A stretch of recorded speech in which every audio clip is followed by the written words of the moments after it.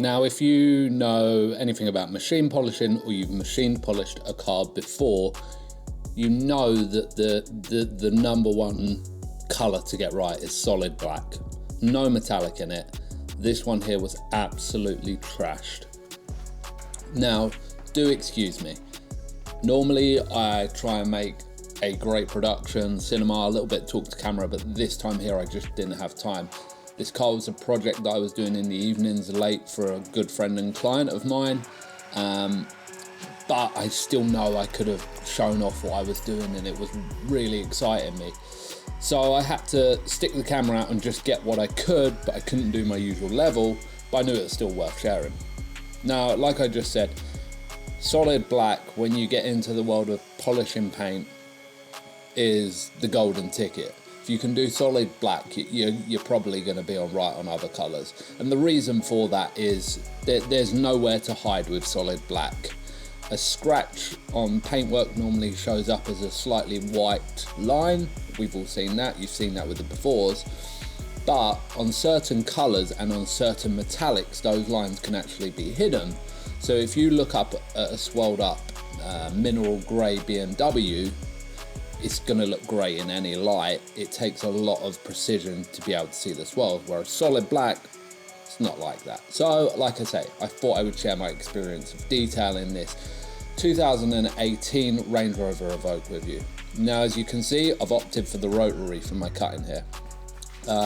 That's my Festal. I've had that polisher 10-ish years probably, and it goes in my bag, it goes away for a while, and then I fall in love with it again and it comes back out. I've paired it with a yellow Rupus foam and wool cutting disc. That's actually their medium cut. They do a blue one which is slightly more aggressive, but I kind of like the length of the wool on the yellow. That was then used with Koch Chemie H9 and just worked it into the paint.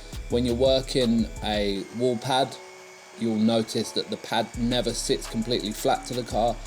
That allows us to get rid of, extinguish the heat that sometimes people are scared of with a rotary polisher. If you need to finish with a rotary, that's when you'd have a pad flat to the car, but normally that's on a really low speed with a really oily polish and a really soft foam so the heat doesn't build up.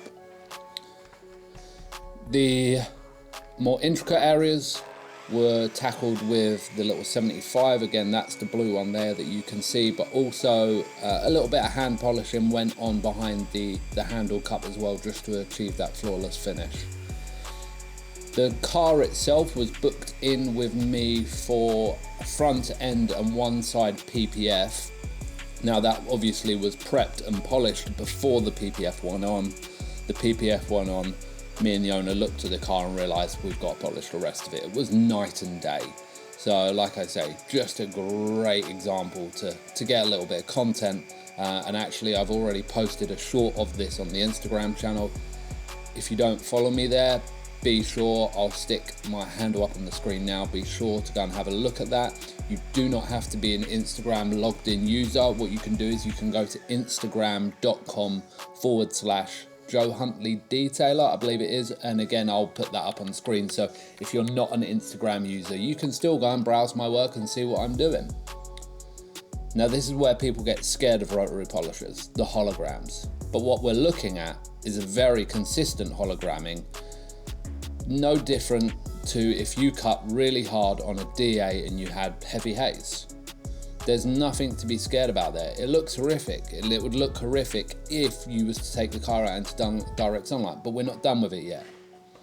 What we need to do is finish that down. Now there's two ways we can finish it. We can finish it both with a rotary or a dual action.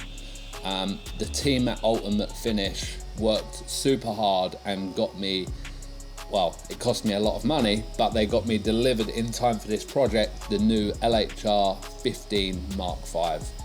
Wow. What a piece of equipment. My last Roops DA was a Mark 1 LHR 21, which I'd modified with a 15-inch backing plate, put the spacer mod on it, blah, blah, blah. I just went for the 15 this time, knowing that I just kind of want to finish down. I'm not doing nothing too crazy on it. And when it got delivered, I knew I had to finish the paint out with this.